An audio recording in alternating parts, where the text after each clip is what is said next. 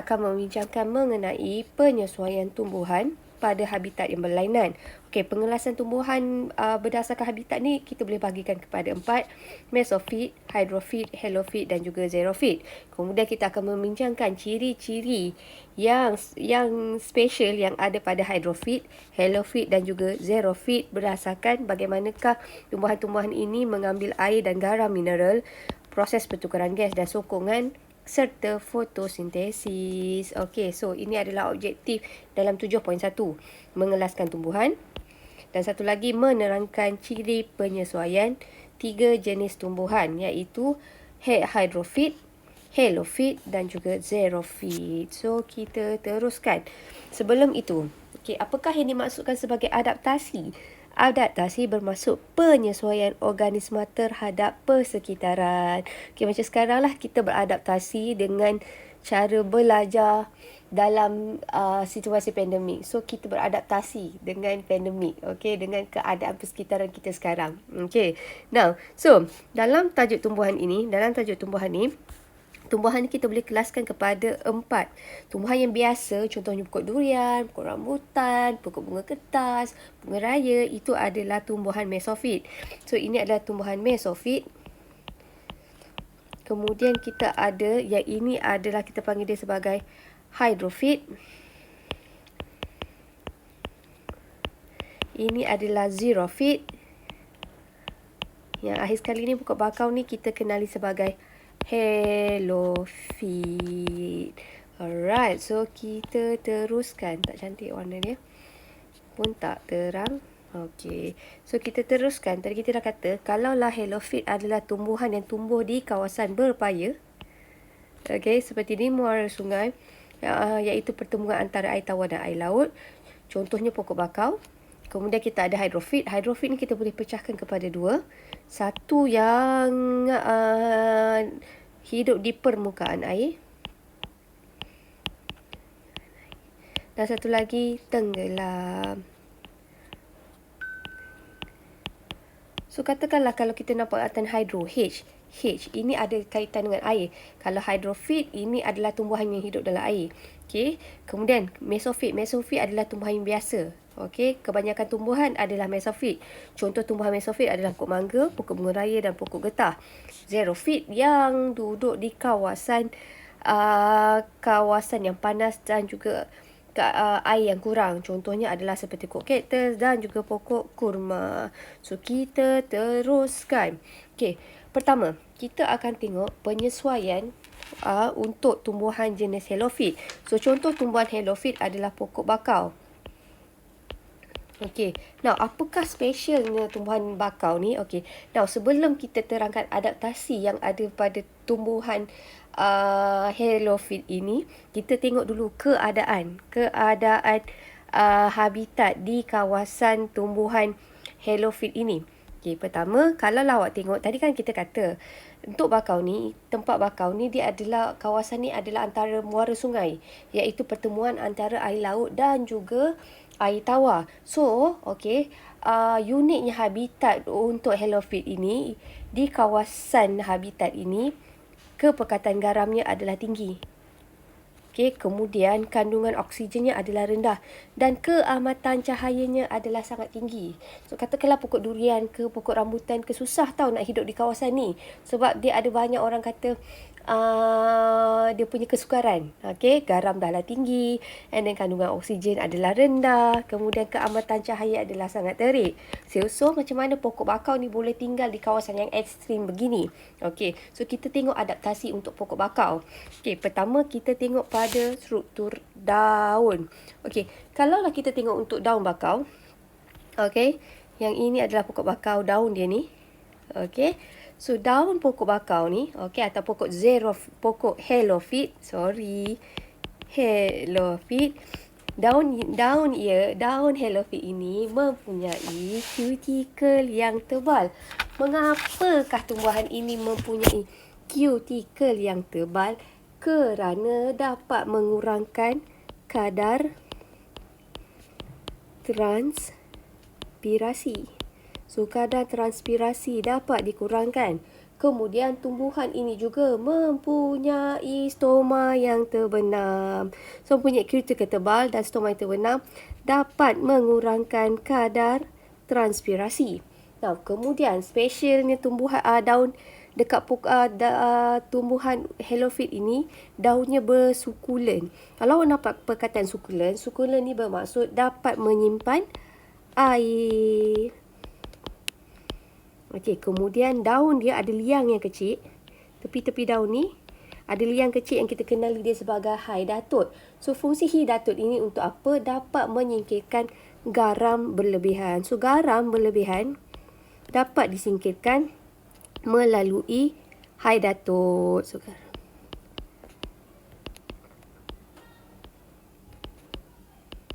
okey.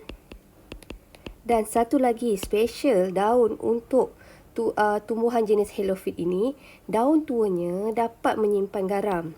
So, ada garam yang berlebihan disimpan di daun and then dia akan gugur. Okey, sebab tu tumbuhan helophyt atau pokok bakau ni boleh tinggal dalam air sebab dia dapat menyingkirkan garam yang berlebihan. Kalau pokok rambutan tu dia boleh mati. Senang kata kalau tumbuhan jenis mesophyt duduk di kawasan habitat helophyt, dia boleh mati disebabkan air daripada tumbuhan itu yang meresap keluar. Okey. Nah, so kita tengok pula pada struktur akar. So, pada struktur akarnya di sini, akar dia bercabang luas. Nampak tak? Dia besar begini. Ini kita panggil dia sebagai cabang luas. Contoh akar cabang luas adalah akar jangkang. So, akar jangkang ni dapat memberi sokongan tambahan kepada pokok bakau. Okey, dan juga disebabkan dia ada struktur akar yang bercabang begini. Okey, bercabang luas, ia dapat mengelakkan tumbuhan itu daripada tumbang apabila ditiup angin. So, kita kata sistem akar yang cabang luas ni memberi sokongan. Okey, dan juga dapat mengelakkan tumbuhan daripada tumbang akibat tiupan angin yang kuat. Kemudian, kan tadi kita kata dekat sini kandungan oksigennya adalah rendah kan? Okey, kandungan oksigen yang rendah, okey, kalaulah untuk tumbuhan bakau, pertukaran gas bukan sahaja berlaku di daun, pertukaran gas boleh berlaku di akar. Iaitu, okey, untuk tumbuhan bakau dia punya struktur khas, akar-akar ni yang tegak ni kita panggil dia adalah akar pernafasan. Spesialnya akar pernafasan ini, ia dapat melakukan pertukaran gas. Okey, kemudian dia ada liang-liang kecil, okey, pada batang pokok yang membenarkan pertukaran gas. So, senang kata macam ni tau. Kalau liang tu pada daun, namanya haidatut. Kalaulah liang tu pada batang, ini adalah liang, tapi lokasinya di batang pokok. Okey, alright. So, specialnya kalau kita tengok dekat sini struktur akar, tumbuhan helophyt ini mempunyai pneumatophore dan juga lenticel. So, apabila dia ada pneumatophore dan lenticel ni, pertukaran gas boleh berlaku di sini.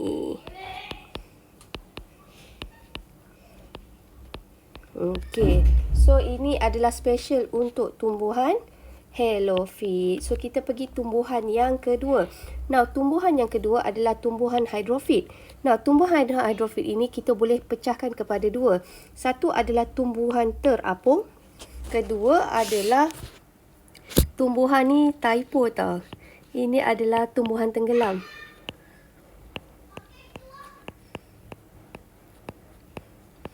Okay, now tumbuhan terapung. Contoh tumbuhan terapung adalah teratai dan juga kiambang. Okey, now untuk kita ambil yang ni. Ni contohnya tau. Okey, kalau katakanlah pokok teratai ni mempunyai daun yang lebar, nipis, rata, dia flat, okey, untuk menyerap cahaya matahari dengan maksimum. Dan juga di daun stomanya ada di bahagian atas. So, senang kata stoma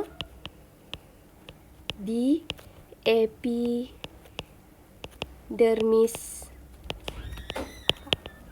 atas. Okey, so stoma ada di epidermis atas. Kemudian di daun itu mempunyai cuticle berlilin. Okey, so kesimpulannya daun untuk tumbuhan terapung adalah lebar, nipis, rata, stoma di atas dan mempunyai cuticle. Okey, kemudian ditambah pula batang-batang untuk tumbuhan terapung ini adalah ringan kerana mempunyai banyak ruang udara. Okey, dan satu lagi, batang-batang ini sebenarnya terdiri daripada tisu erenkima. Okey, so tisu erenkima ni mempunyai banyak ruang-ruang udara. So nampak tak? Ini adalah contoh tisu erenkima. So awak nampak lubang yang kecil-kecil ni, ini adalah ruang udara. Okey. Now, kemudian kita tengok untuk tumbuhan tenggelam.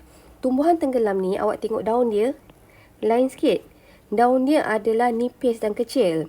Kenapa nipis dan kecil? Untuk meningkatkan jumlah luas permukaan perisi padu. Okey, so bila jumlah luas permukaan perisi padu meningkat, so kadar resapan air, garam mineral dan gas terlarut terus masuk ke dalam tumbuhan melalui epidermis. Kemudian daun untuk tumbuhan tenggelam, contohnya Elodea. Okey, contohnya Hydrilla atau Elodea. So ini adalah contohnya adalah Hydrilla. Okey. Dia tidak mempunyai stoma dan cuticle berlilin. Okey, kenapa tak perlu stoma? Sebab pertukaran gas tu terus meresap masuk melalui epidermis. Dan satu lagi, batang dia, special batang dia adalah kecil. So, batang yang kecil ini, okey, dia memberi tumbuhan jenis hydrophyte ini dapat terapung dan juga dapat mengurangkan rintangan air. Nah, persamaan antara pokok terapung dan juga pokok tenggelam ini untuk hydrophyte, okey, dia punya akar, okey, tumbuhan jenis hydrophyte ini mempunyai akar, kalaulah kita tengok di sini, mempunyai akar serabut yang halus. So, akar serabut yang halus ini dapat menyediakan jumlah luas permukaan yang besar dan dapat merangkap gelembung udara. So bila dia dapat merangkap gelembung udara, ia menjadikan tumbuhan itu lebih stabil dan ringan. So, alright, so kita tengok kat sini untuk akar. Akarnya adalah akar serabut yang dapat perangkap udara. Alright. So, kita teruskan untuk tumbuhan yang terakhir. So, tumbuhan yang terakhir adalah tumbuhan xerophyte. Okey, so habitat untuk tumbuhan xerophyte ini, okey, keadaan persekitaran habitat tumbuhan xerophyte ini, okey, ia mempunyai cahaya keamatan cahaya yang tinggi.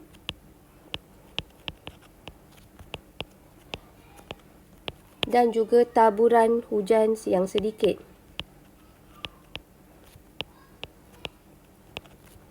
Okey, contoh tumbuhan xerophyte yang biasa kita tahu adalah cactus. Okey, so kita teruskan. Okey, untuk tumbuhan cactus, macam mana tumbuhan cactus ni boleh hidup di kawasan yang mempunyai keamatan cahaya yang tinggi dan air yang kurang adalah disebabkan tumbuhan jenis xerophyte atau cactus ini mempunyai akar yang boleh tumbuh meluas. Okey, maksudnya dia tumbuh daun, akar dia boleh tumbuh ke dalam untuk menyerap air. Sekejap ya.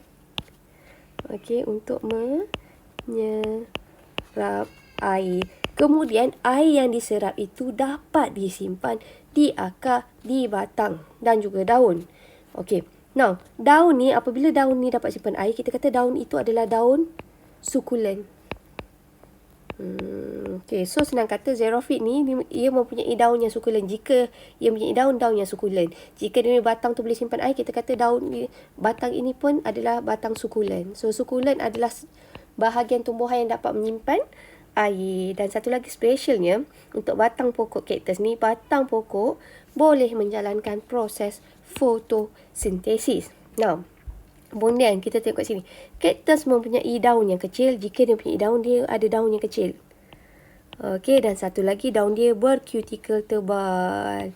Okey, so kalau kita nampak dia mempunyai daun yang kecil, cuticle tebal ini dapat mengurangkan kadar transpirasi. Okey, kemudian kita tengok di sini ada daun itu, okey, yang diubah suai menjadi duri. Okey. Dan ia juga mempunyai stoma yang terbenam. Alright. So, kesimpulannya kita tengok tadi, kita ada ada 4 jenis tumbuhan. 4 jenis tumbuhan. Okey, so kita ada mesofit. Kemudian kita ada helofit. Kemudian kita ada hydrofit. Dan akhir sekali kita mempunyai xerofit. So, contoh tumbuhan mesofit adalah tumbuhan yang biasa, contohnya macam pokok rambutan. Okey. Kalau helofit adalah pokok bakau. Kalau hydrofit adalah pokok teratai. Dan satu lagi adalah hydrilla. Kalau xerofit adalah cactus ataupun pokok aloe vera. Ataupun lidah buaya. Alright. Okay. So, dalam tajuk ni, kita tekan kepada apa? Kita fokuskan penyesuaian itu dari segi apa? Dari segi, bagaimana tumbuhan itu dapat menyerap air dan bagaimana tumbuhan itu dapat menjalankan proses fotosintesis. So, adaptasi yang kita tengok adalah dari segi struktur daun, batang dan juga akar. Daun untuk apa? Untuk proses fotosintesis. Batang untuk memberi sokongan. Kalau akar adalah untuk menyerap air. So, itu sahaja untuk bab 7.1. Okey, kita buat latihan sedikit untuk bab ini ya. Okey, latihan. Okey, tumbuhan helofit merupakan tumbuhan yang hidup di kawasan paya. Terangkan 2 ciri tumbuhan helofit untuk tumbuhan ini dapat meningkatkan kadar fotosintesis. So, macam mana ia dapat berfotosintesis? Pertama, kalau awak ingat proses fotosintesis, ia memerlukan air dan juga gas karbon dioksida. So, ingat tahu keyword fotosintesis. Proses ini memerlukan karbon dioksida, H2O, dan cahaya matahari yang diserap oleh klorofil. So, ia akan menghasilkan glukosa, oksigen dan juga air. Right, so ingat karbon dioksida ni, macam mana? Macam mana karbon dioksida ni boleh diserap? So, pertama, tumbuhan helofit mempunyai daun yang bercuticle tebal yang dapat mengelakkan kehilangan air secara berlebihan. Okey, dan satu lagi, kita tengok tadi kita kata dia mempunyai daun yang sukulen kan? Yang sukulen. Dan satu lagi, dia mempunyai hydatod. Okey. So, bila air tu dapat dikurangkan secara berlebihan, air itu boleh digunakan untuk proses fotosintesis. Betul tak? Nah, kemudian kita tengok sistem akar. Sistem akarnya bercabar luas, memastikan tumbuhan helofit dapat kekal tegak. So, bila dia tegak, so tumbuhan itu dapat menyerap cahaya matahari dengan maksimum. Alright, so tumbuhan yang kedua. Soalan kedua, Sekumpulan tumbuhan mengkaji sebatang pokok. Berdasarkan pemerhatian mereka selama beberapa minggu, didapati daun pokok tersebut tumbuh di atas pokok dengan cepat dan memberi tuduhan kepada batang pokok. Dia nak cakap macam ni tau. Daun tu tumbuh kat atas je, sikit je. Kemudian dia kata kat sini terdapat duri pada daun. So ada kat daun ni pula ada duri. Kemudian dikata kat sini akarnya, betul, okey. Akarnya tumbuh berhampiran dengan permukaan tanah, yang ada juga tumbuh jauh ke dalam tanah. So maksudnya akar ni dia boleh tumbuh ke dalam. So ini tumbuhan jenis apa? Ini adalah tumbuhan jenis xerophyte. So daun tumbuh di bahagian atas pokok bagi memberi teduhan kepada batang agar proses transpirasi dapat dikurangkan. Kemudian, duri pada batang pokok itu sebagai apa? Duri pada batang pokok itu sebenarnya adalah sebagai perlindungan supaya tiada haiwan menjadikannya sebagai makanan. Okey, now satu specialnya. Okey, sebelum tu akar tumbuhan, okey, akar tumbuh jauh ke dalam tanah untuk mendapatkan bekalan air. Now specialnya duri pada tumbuhan. Sementara saya tengah ingat. Tengok tau. Okey. Now, statement ni. Ini adalah daripada buku teks. Saya suka buku teks awak ni tau. Banyak info. Now, ini menariknya pasal duri yang ada pada pokok xerophyte. Kehadiran duri dapat membantu kaktus mendapat bekalan air dengan mengumpulkan embun. So, specialnya, so nanti ada embun yang terperangkap dekat duri tu. So, dia dapat kumpulkan embun. So, embun tu akan menitis ke tanah dan diserap oleh akar. Selain itu, duri dapat menghalang tumbuhan daripada dimakan oleh haiwan. So, ini adalah satu statement yang sangat menarik. Alright. So, tambah satu tau. Stoma kaktus adalah terbenam untuk mengurangkan penyejatan air daripada daun. So, itu sahaja untuk bab 7. Saya minta maaf atas segala salah dan silap. Okey, itu sahaja. Terima kasih.